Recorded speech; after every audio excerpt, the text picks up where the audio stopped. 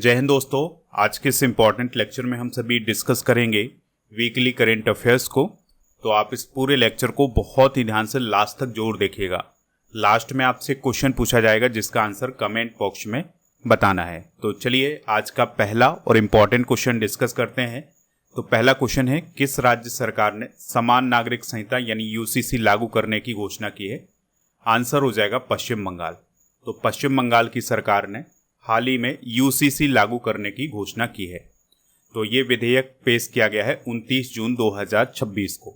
तो इसमें सभी धर्म के नागरिकों के लिए विवाह, तलाक, उत्तराधिकार और गोद लेने के लिए एक जैसे कानून होंगे।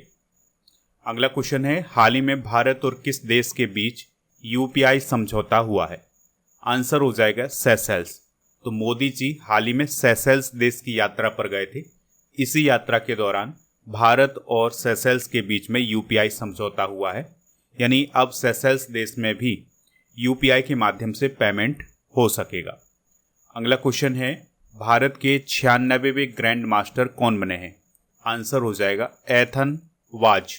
तो एथन वाज जो हैं वो भारत के 96वें ग्रैंड मास्टर बने हैं और ये गोवा राज्य के हैं। उम्र है इनकी 14 वर्ष और ये गोवा के सेकेंड नंबर के ग्रैंड मास्टर हैं शतरंज के। हाल ही में लंबी कूद में राष्ट्रीय रिकॉर्ड यानी नेशनल रिकॉर्ड किसने तोड़ा है? आंसर हो जाएगा अंशी सोजन ने। तो दोस्तों अंशी सोजन जो कि केरल की हैं, उन्होंने हाल ही में लंबी कूद में नया नेशनल रिकॉर्ड बनाया है और उन्होंने किसका रिकॉर्ड तोड़ा है? अंजू बॉबी जॉर्ज का रिकॉर्ड तोड़ा है।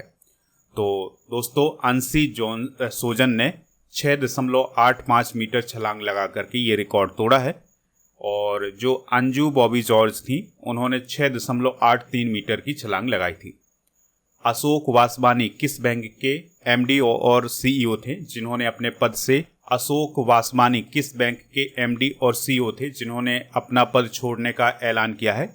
आंसर हो जाएगा इसका कोटक महिंद्रा बैंक। तो कोटक महिंद्रा बैंक के एमडी और सीईओ अशोक वासवानी ने अपना पद छोड़ने का ऐलान किया है। अगला क्वेश्चन है, हाल ही में guardian of the blue horizon सम्मान से किसे सम्मानित किया गया है? आंसर हो जाएगा नरेंद्र मोदी जी। तो दोस्तों नरेंद्र मोदी जी को हाल ही में guardian of the blue horizon award दिया गया है। ठीक है, तो ये सेशेल्स की सरकार के द्वारा दिया जाने वाला सर्वोच्च नागरिक सम्मान है। अगला क्वेश्चन है, भारत ने विश्व की पहली परमाणु प्रक्रिया की ऊष्मा पर आधारित हाइड्रोजन उत्पादन सुविधा कहाँ शुरू की है? आंसर हो जाएगा इसका कलपक्कम तमिलनाडु में। तो दोस्तों कलपक्कम तमिलनाडु में हाल ही में भारत ने परमाणु प्रक्रिया की ऊष्मा पर आधारित विश्व की पहली हाइड्रोजन उत्पादन सुविधा का शुभारंभ किया है। तो इसमें क्या होगा कि जो परमाणु ऊर्जा संयंत्र है उसकी जो ऊष्मा है उससे हाइड्रोजन का प्रोडक्शन किया जाएगा। अगला क्वेश्चन है, भारतीय सेना के 31वें प्रमुख कौन बने हैं? आंसर हो जाएगा धीरज सेठ। तो धीरज सेठ भारतीय सेना के 31वें प्रमुख बने हैं और उन्होंने 30 जून 2026 को अपना पद संभाला है।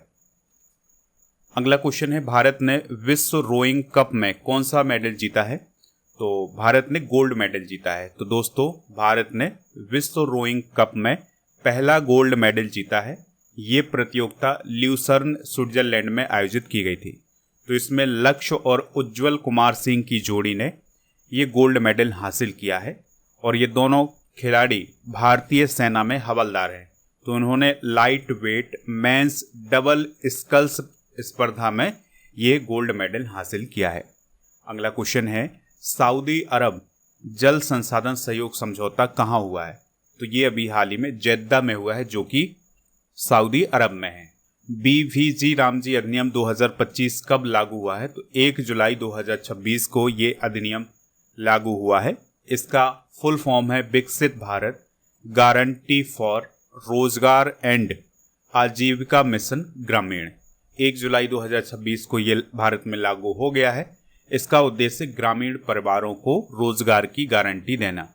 और पहले मनरेगा हुआ करता था, अब मनरेगा के स्थान पर वीवीजी रामजी अधिनियम लागू हुआ है 2025 वाला। तो इसमें रोजगार की गारंटी है 125 दिन की और कार्य का चयन ग्राम सभा के द्वारा किया जाएगा। मजदूरी का भुगतान 15 दिनों के भीतर होगा। अगला क्वेश्चन है, उत्तर प्रदेश सरकार ने स्कूल चलो अभियान के दूसरे चरण की शुरुआत कहाँ से की है? आंसर हो जाएगा सहारनपुर से। तो दोस्तों, स्कूल चलो अभियान की शुरुआत उत्तर प्रदेश के सहारनपुर से हुई है। तो ये उत्तर प्रदेश में स्कूल चलो अभियान का सेकंड फेज है। अगला क्वेश्चन है, पहले NBT भूषण सम्मान से किसे सम्मानित किया गया है? तो प्रसून जोशी को हाल ही में नव भारत टाइम्स के द्वारा कौन सा सम्मान दिया गया है? NBT भूषण सम्मान दिया गया है। हाल ही में किस कंपनी को मिनी रत्न श्रेणी फर्स्ट का दर्जा मिला है? आंसर हो जाएगा मैकॉन लिमिटेड। तो जो मैकॉन लिमिटेड नामक कंपनी है उसे हाल ही में मिनी रत्न श्रेणी फर्स्ट का दर्जा दिया गया है।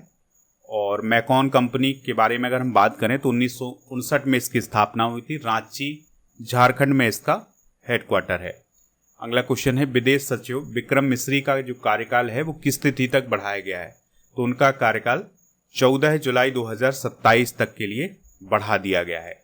अगला क्वेश्चन है, प्रधानमंत्री नरेंद्र मोदी ने सेशेल्स के राष्ट्रपति डॉक्टर पैट्रिक हार्मनी को कौन सा उपहार भेंट किया है? तो उन्होंने मुरादाबाद का जो पीतल का कलात्मक कछुआ है ये प्रदान किया है। ठीक है, तो बहुत सारे उपहार दिए गए हैं मोदी जी के द्वारा सेशेल्स के नेताओं को। जैसे वहाँ की संसद की जो स्पीकर हैं अजारेल अर्नेस्टा, उनको टोडा कड़ाई वाली साल दी है जो कि तमिलनाडु राज्य से संबंधित है। और वहाँ के राष्ट्रपति डॉक्टर पैट्रिक हार्मनी को मुरादाबाद का पीतल का कलात्मक कछुआ प्रदान किया है। अगला क्वेश्चन है, सानाए ताकाइची किस देश की पीएम है जो 1 से 3 जुलाई 2026 तक भारत की यात्रा पर रही हैं? आंसर हो जाएगा जापान। ठीक है, तो सानाए ताकाइची हाल ही में भारत की यात्रा पर आई थी और उन्होंने 16वें भारत जापान वार्षिक शिखर सम्मेलन में हिस्सा लिया था और विभिन्न प्रकार की बैठकें आयोजित की गई थी जिसमें मोदी जी के साथ भी उनकी मीटिंग। अगला क्वेश्चन है, डूरंड कप 2026 में पहली बार कौन सा शहर मेजबान बना है? आंसर हो जाएगा रांची। तो दोस्तों, झारखंड की जो कैपिटल है रांची, वो पहली बार डूरंड कप की मेजबानी करेगा। और दोस्तों, डूरंड कप फुटबॉल से रिलेटेड है। 2026 में इसका 135वां संस्करण हो रहा है। पहली बार कौन सी टीमें इसमें हिस्सा ले रही हैं? डिफेंडर्स FC जो कि श्रीलंका सशस्त्र बल की टीम है, और इसके अलावा नोंग कसेह स्पोर्ट्स और सोशल एंड कल्चरल क्लब जो कि मेघालय प्रीमियर लीग का चैंपियन है, ये टीमें जो हैं पहली बार हिस्सा ले रही हैं डूरंड कप में। अगला क्वेश्चन है, यूनेस्को ने तक्षशिला के जीर्णोद्धार कार्य के लिए किस देश को चेतावनी दी है? आंसर हो जाएगा पाकिस्तान। तो जो तक्षशिला है वर्तमान में वो पाकिस्तान में है और पाकिस्तान तक्षशिला में कुछ कंस्ट्रक्शन कर रहा था और इस कंस्ट्रक्शन में सीमेंट और आधुनिक चिनाई का प्रयोग किया जा रहा था। तो यूनेस्को ने ये कहा है कि अगर सीमेंट और आधुनिक चीज़ों का वहाँ पर इस्तेमाल किया जाएगा तो जो तक्षशिला की पहचान है वो मिट जाएगी। इसलिए यूनेस्को ने यहाँ पर हस्तक्षेप किया है और यूनेस्को ने पाकिस्तान को सलाह दी है, एक वार्निंग भी दी है कि जो अंतर्राष्ट्रीय संरक्षण मानक है उनका उल्लंघन ना करें और किसी प्रकार की छेड़छाड़ ना करें तक्षशिला के साथ। ठीक है, तक्षशिला जो है वो एक संस्कृति केंद्र और प्रमुख शिक्षा केंद्र रहा है हमारे इतिहास का। ये वर्तमान में पाकिस्तान के पंजाब प्रांत में स्थित है।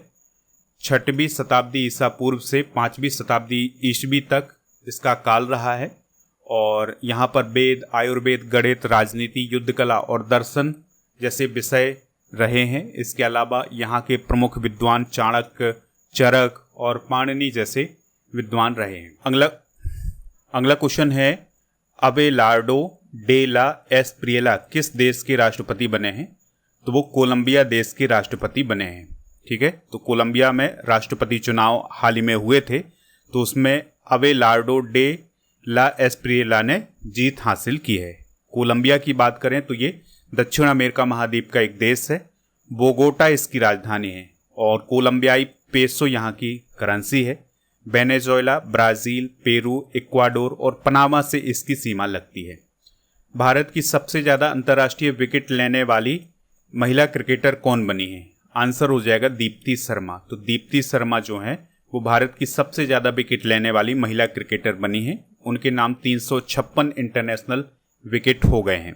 अगला क्वेश्चन है रिमपैक 2026 समुद्री अभ्यास का आयोजन कहाँ किया जा रहा है? तो हवाई में इसका आयोजन किया जा रहा है। ठीक है, तो रिमपैक अभ्यास जो है वो विश्व का सबसे बड़ा समुद्री सैन्य अभ्यास माना जाता है और ये अमेरिका के द्वारा कंडक्ट किया जाता है और इसका जो आयोजन है ये हवाई प्रशांत महासागर में किया जा रहा है। हर 2 साल में इसका आयोजन होता है और 24 जून से 31 जुलाई 2026 तक इसका आयोजन किया जाएगा। हाल ही में HDFC बैंक के पार्ट टाइम चेयरमैन कौन बने हैं?